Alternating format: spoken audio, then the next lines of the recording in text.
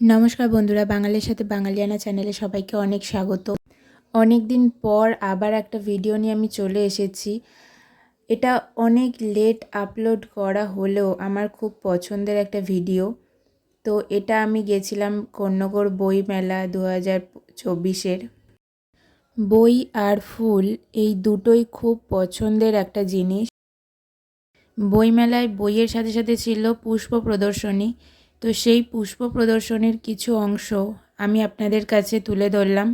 দেখুন আপনাদের কেমন লাগে, কেমন লাগলো আমাকে অবশ্যই কমেন্ট করে জানাবেন। যদি ভালো লেগে থাকে তাহলে ভিডিওটিকে লাইক আর শেয়ার করতে অবশ্যই কিন্তু ভুলবেন না।